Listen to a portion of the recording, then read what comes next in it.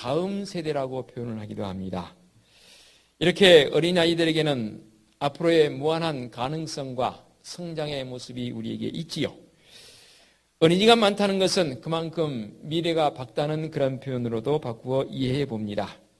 오늘 이 시간 우리에게 주신 말씀을 통해서 보면 사람들이 예수님께서 어린아이들을 좀 만져주시기를 원하는 마음으로 데리고 왔습니다. 여기서 말하는 사람들이라는 누구를 말하냐면 아마도 어린아이들을 동반한 부모들인 것 같아요. 그들이 예수님께서 이 어린아이들을 좀 만져주기를 바라는 마음으로 주님 앞으로 데리고 나왔습니다. 여기서 만져주기를 바란다는 말은 무슨 말이냐면 손을 대다 또는 어루만지다라는 그런 뜻입니다. 어린아이의 이 특성은 귀엽잖아요. 저도 엘리베이터 타면 요즘은 여자아이들은 제가 아예 안 만집니다. 큰일 나니까요. 예. 진짜 남자분들은 어린아이 만지면 여자아이들 만지면 큰일 납니다. 동의를 얻어서 예를 들어서 만지고 싶으면 만지세요. 남자아이들 그냥 머리가 한번 이렇게 해줍니다. 그러면 해 하고 기분이 이렇게 좋아합니다. 그렇죠? 귀엽잖아요. 이쁘잖아요. 그러니까 아이들을 이렇게 머리를 쓰다듬어 만지면서 어루만지는 행위, 그런 모습으로 해석이 가능하겠고요.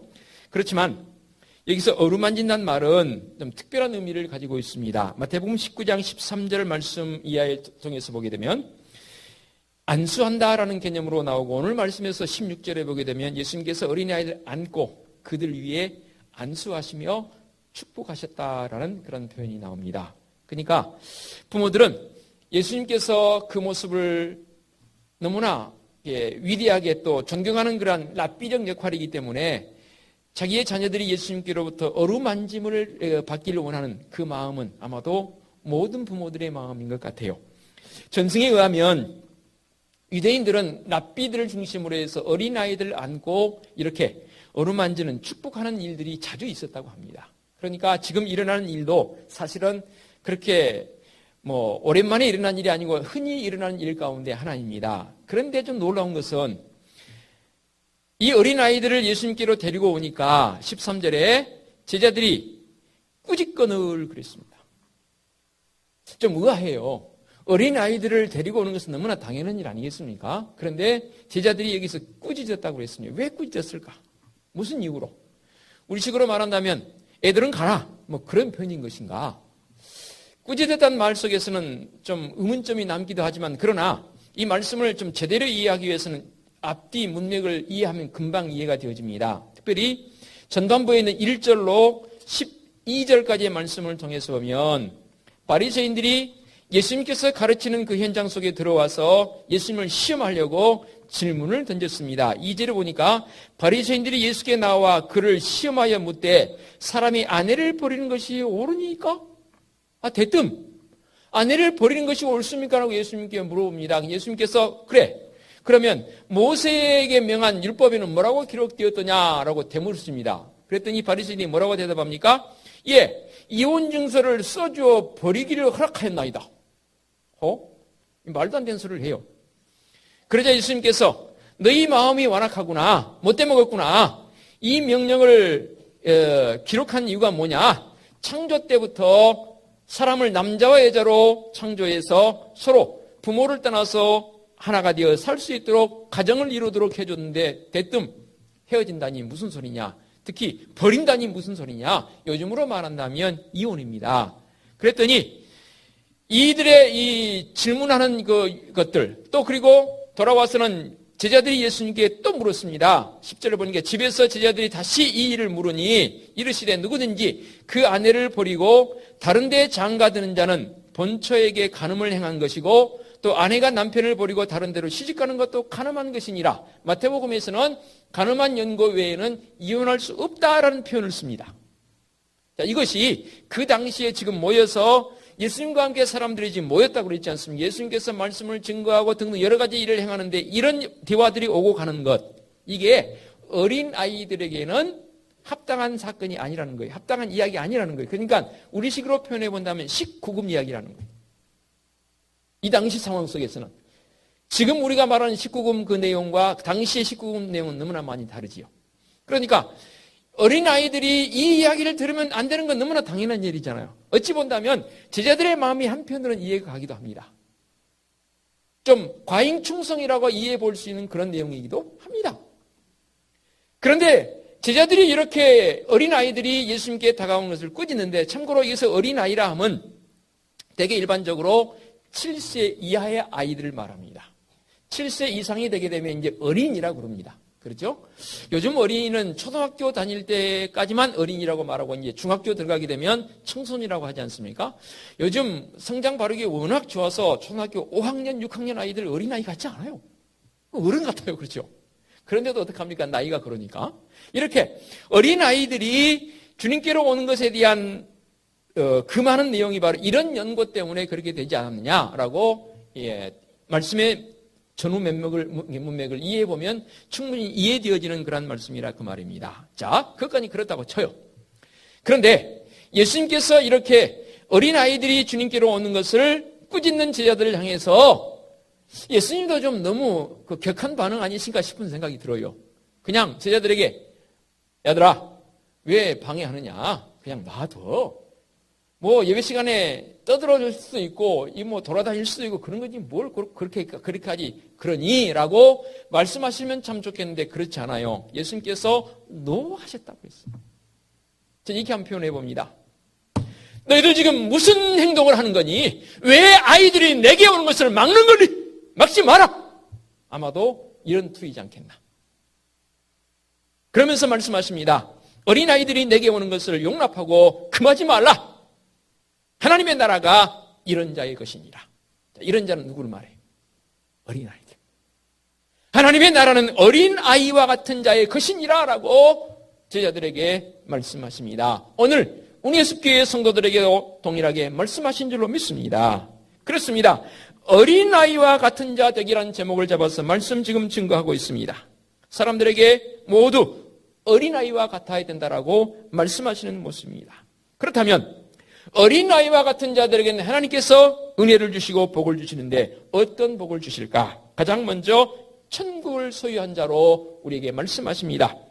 오늘 우리에게 주신 말씀 가운데 14절 15절 다시 한번 보겠습니다. 어린아이들이 내게 오는 것을 용납하고 금하지 말라. 하나님의 나라가 이런 자의 것이니라. 내가 진실로 너희에게 이르노니 누구든지 하나님의 나라를 어린아이와 같이 받들지 않는 자는 결단코 그곳에 들어가지 못하리라. 어린아이와 같이 받들지 않는 자는 결단코 하나님의 나라에 천국에 들어갈 수 없다고 합니다. 그러면 도대체 어린아이의 그 모습이 어떤 모습이기에 주님께서 이렇게 힘주어서 말씀하실까요? 여러분의 마음이 천국을 누리는 자이십니까? 진짜 여러분의 마음속에 내가 천국을 가지고 있다고 여러분 자신 있게 고백할 수 있습니까? 왜 고백 못하십니까? 고백 못하는 데는 이유가 있는 것이지요. 어린아이와 같은 모습이 있어야만 천국을 소유한 자, 천국에 들어갈 수 있다고 말씀한 이유가 있지 않겠습니까? 주님께서 산상수훈 가운데 팔복 가운데 한 가지 말씀하셨습니다. 심령이 가난한 자는 복이 있나니 천국이 누구의 것이라고요? 그들의 것임이니라. 자, 여기서 말하고 있는 심령이 가난한 자, 그 모습이 바로 저는 어린아이와 같다라고 해도 틀리지 않습니다. 왜 어린아이 같아야만 천국에 들어갈 수 있을까요? 심령이 가난하다는 것은 과연 무엇일까요? 어린아이들의 특징을 보게 되면 절대적 의지입니다. 믿음입니다.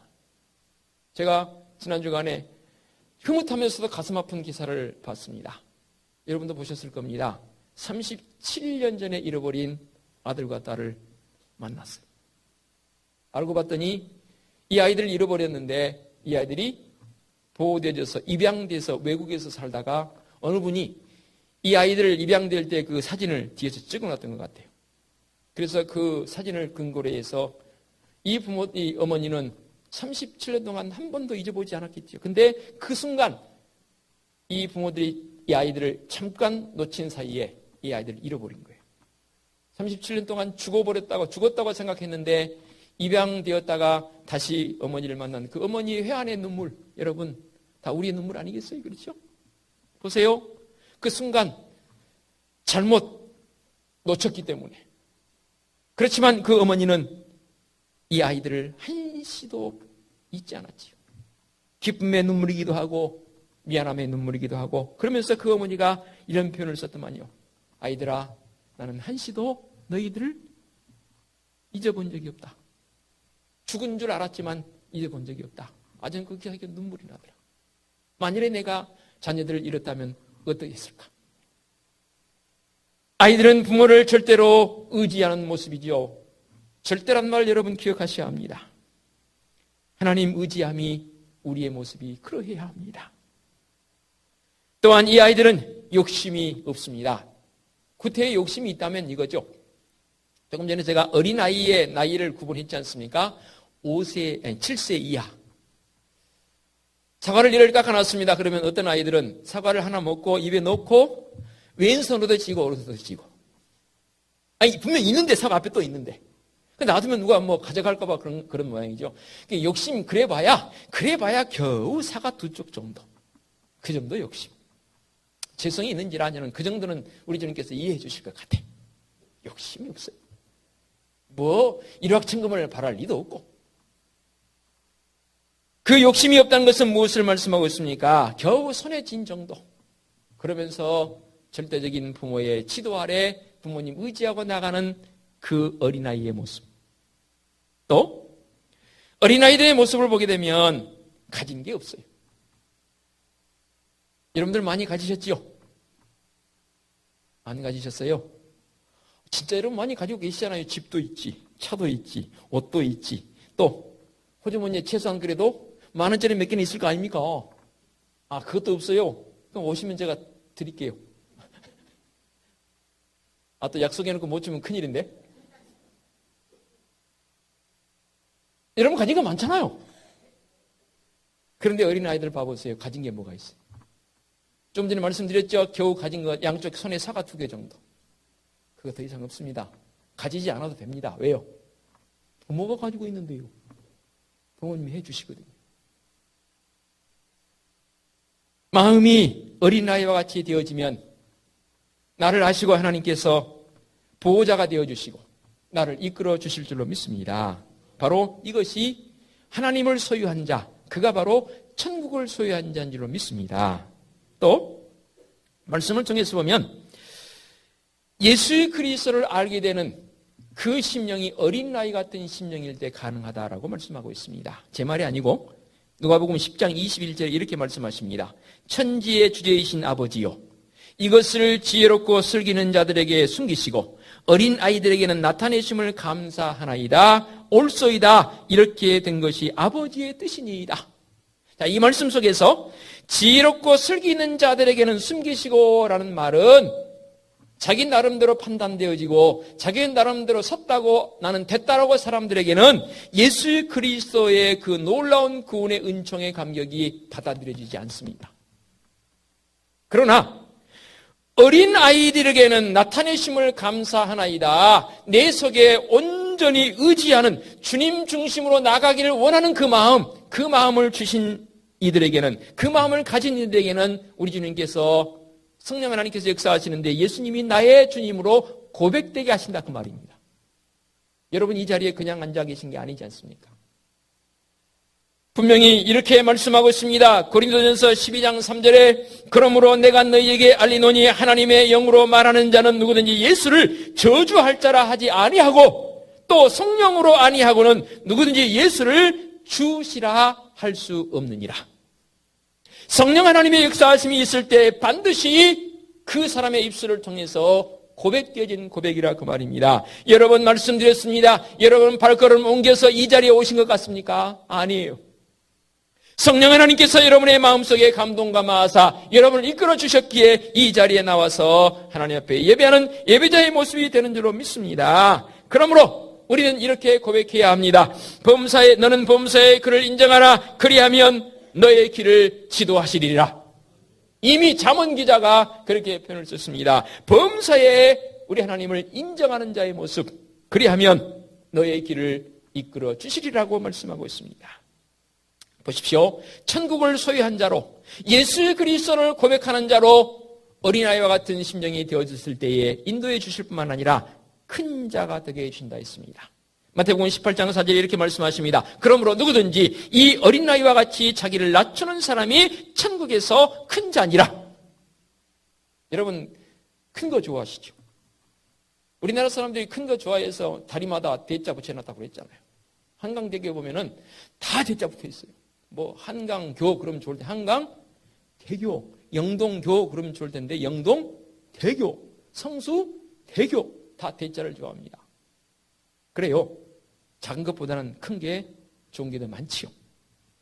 여기서 말씀하고 있는 이 큼이라는 것은 세상적인 사람들이 말하는 큼과 분명히 구별을 지어야 합니다. 누구든지 이 어린 나이와 같이 자기를 낮추는 사람이 천국에서 큰 자니라. 이 크다는 말 속에서는 여러 가지 의미가 포함되어 있습니다. 특별히 영적으로 큰 사람 되어지시기를 축원합니다. 영적으로 큰 사람 되어야 돼요. 영적으로 큰 사람은 삶에서도 큰 모습으로 살아가더라고요. 영적으로 조그마한 사람은 역시 사는 삶의 모습을 조그마하네요. 영적으로 큰 사람뿐만 아니라 우리의 신령한 은혜가 내 속에 크게 역사해야 합니다. 그 사람이 진짜 큰 사람입니다. 또 하나님께서 알아주는 사람이 진짜 큰 사람입니다. 왜 구약의 인물 가운데 대표적인 사람 한번 예를 들어볼까요? 여러분 누가 생각나십니까? 아브라함, 다윗, 또 저는 이 사람보다 더 원하는 사람 모세. 신약에서는 신약으로 넘어서는 누가 과연 큰 사람의 모습을 기억나십니까? 바울. 저는 신약의 그 누구보다도 바울보다도 큰 사람은 없다 그러면 안 되고 제일 큰 사람만 저는 느껴져요. 왜 그럴 수 있었을까요? 그들의 심령이 바로 어린아이와 같았기요. 그리고 그들의 심령이 어린아이 같은 심정으로 자기를 낮춘 자의 모습이었습니다. 분명히 기억해야 합니다. 믿음의 사람들은 큰 자의 모습으로 살아야 합니다. 그러려면 내 마음이 어린 나이와 같은 모습으로 되어줘야 합니다. 신기하게도 제자들은 다투어서 이기면 큰 사람이 될 줄 알았던가 봐요. 그래서 자리 싸움하지 않습니까? 그러나 그렇지 않습니다. 분명히 주님께서 말씀하십니다. 마태복음 18장 2절 4절에 예수께서 한 어린아이를 불러 그들 가운데 세우시고 이르시되 진실로 너희에게 이르노니 너희가 돌이켜 어린아이들과 같이 되지 아니하면 결단코 천국에 들어가지 못하리라. 그러므로 누구든지 이 어린아이와 같이 자기를 낮추는 사람이 천국에서 큰 자니라고 말씀하십니다. 사도 바울은 그의 삶 속에서 그의 목표점이 뭐였냐면 예수 그리스도의 십자가였습니다. 우리도 그러해야지요. 그러면 십자가를 향해서 나가는 성도들의 삶이 추구해야 할 삶의 방법은 뭐냐는 거지요. 그것은 바로 낮춤, 겸손입니다. 이 겸손이 나의 의지로 나의 노력으로 조금은 돼요. 훈련하고 또 연단하면 될지는 몰라도 그러나 성령 하나님의 내주함이 없이는 겸손한 자가 되지 않더라고요. 성령 하나님이 내 속에 들어오셔서 나를 주관해 주실 때는 나도 모르게 고개가 숙여지고 나 같은 게 뭔데? 그러나 주님 영광 나타내는 일이라면 발벗고 나서고 힘있게 나가는 성도들의 모습을 보게 됩니다. 그가 바로 큰 자인 줄로 믿습니다. 그뿐입니까? 마태복음 18장 5절 6절에 이렇게 말씀하십니다. 또 누구든지 내 이름으로 이런 어린아이 하나를 영접하면 곧 나를 영접하매니 누구든지 나를 믿는 이 작은 자 중 하나를 실족하게 하면 차라리 연잔 맷돌이 그 목에 달려서 깊은 바다에 빠뜨려지는 것이 나으니라. 그리고 16절 말씀에 주님께서 어린아이를 안고 그들을 위해 뭐 하셨다고요? 안수하시고 축복하십니다. 이런 행위적 모습을 통해서 알 수 있는 것은 특별히 위해 줍니다. 어린아이 같은 심정으로 나아가는 사람들을 우리 주님께서 그래 내가 네 마음을 알지 특별히 위해줘요. 이 특별히 위한단 말 한 두 가지 관점에서 한번 생각을 해보겠습니다. 먼저 어느 사람으로 초대를 받아서 모임이나 어디 잔치 자리에 갔습니다. 그러면 잔치가 시작될 때 사람들에게 내빈 인사시킨다고 그러잖아요. 그러면 저는 그냥 기대 없이 그냥 그 잔치에 불렀으니까 가서 축복하고자 하는 마음으로 참여했는데 저를 부르네요. 여기 올라오세요. 그러면 제가 딱 저요? 네. 올라오시라고. 그러면 가서 뛰면 박종만 목사는 제 막역한 친구이고 등등 그러면서 저를 특별히 위해 주잖아요. 기분 좋아요? 아주 나빠요? 좋아요. 특히 이 사람이 영향력이 있는 사람은 더 좋아요. 위한다는 게 그겁니다. 또 한 가지 위한다는 게 뭐냐면 만일에 사고가 일어났습니다. 한 20여 년 전에 타이타닉이라는 영화 여러분 보셨죠? 그 영화 볼 때에 그 보트에 태울 수 있는 우선했던 사람이 누구예요? 어린아이들이에요. 그러니까 물론 여자들도 태웠지만 어린아이를 안고 있는 사람도 태워줬어요. 그러니까 남의 아이를 뺏어서 살려고 아이를 뺏어서 타려고 하는데 알아보잖아요. 그렇죠? 그런 장면도 있지 않습니까? 어린아이들이 우선 대상입니다. 특히 사고가 났을 때는, 위험에 처했을 때는. 왜 어린아이들을 보호해요? 그들은 미래거든요. 우리 주님께서 나를 그런 어린아이처럼 위해 주신다 그 말입니다. 내 심령이 어린아이의 모습이 되어질 때. 위한다는 말은 두 가지라고 했잖아요. 특별하게 구별을 지어주고 또 어려운 위험한 위치에 상황에 처했을 때 구별해서 먼저 구해주시는 은총이 있는 줄로 믿습니다. 마지막으로 어린아이들에게 주시는 은혜가 뭡니까? 바로 평안입니다. 시편 131편 2절에 이렇게 말씀하십니다. 실로 내가 내 영혼으로 고요하고 평안하게 하기를 젖된 아이가 그의 어머니 품에 있음같이 하였나니 내 영혼이 젖된 아이와 같도다. 아멘. 자, 이 시인의 고백을 봐보겠습니다. 내 영혼이 젖된 아이와 같도다 라는 말은 무엇으로 해석해 볼 수 있습니까? 지금 내 상황이 불안하다는 거예요? 아니에요. 내 상황이 평안하다는 거예요. 여러분 다 특히 어머니들 아이들 안고 젖을 먹이며 아이들 양육해 보셨지요? 아이들이 잠을 새끈새끈 자는 때가 언제예요? 눕혀놓은 것보다는 어머니가 안고 아이를 있을 때, 특히 아이에게 젖을 물리며 할 때 그 아이는 세상에 제일 평안한 상태입니다. 무슨 걱정이 있어요? 무슨 염려가 있어요? 그저 평안하니까 잠이 와요. 여러분도 평안하면 잠이 잘 오지요? 불안하면 잠도 안 와요. 밤 꼬박 새워요. 왜? 마음에 초조함이 있으니까. 걱정이 있으니까. 무슨 걱정이 그렇게 많습니까? 여러분, 하나님이 나의 아버지 맞습니까? 내가 하나님의 자녀 맞습니까? 그렇다면 행복해야지요. 우리에게는 행복할 권리가 있습니다. 역시 일부하고 똑같네요. 아멘을 안 하시네요. 행복할 권리 없으세요? 막 너무 마음에 안타깝네요. 우리 모두에게 행복할 권리가 있습니다. 그렇죠? 왜요? 내 안에 예수 그리스도의 마음이 있고 주님께서 내 안에 들어오시면 참 이상해요. 나를 어린아이와 같은 마음으로 바꿔놓으세요. 그러니까 내가 천국을 소유하는 자로, 내 안에 주님 계시기에 내가 큰 자로, 내가 이 땅 살아가면서 불안정 요소가 얼마나 많습니까? 요즘치는 파도에 한번 주의 얼마나 많습니까? 그런데도 내게 평안함을 더해 주십니다. 그 풍랑이 있는데 우리 주님께서는 고물을 베고 주무시잖아요. 우리의 모습이 그래야 합니다. 어린아이와 같은 모습, 이 시간 우리에게 원하시는 모습입니다. 주님, 내가 주님 앞에 오늘도 어린아이의 모습으로 나아갑니다. 좌정하셔서 나를 지켜주옵소서. 어느 때보다도 주님, 이제는 내 남은 삶이 우리 주님으로 말미암아 어린아이 같은 심정으로 평안함으로 행복으로 나가기를 원합니다. 그런 믿음의 성도들 되어주시길 부탁드리겠습니다. 기도합니다. 거룩하신 아버지 하나님 감사합니다. 어린이 주일에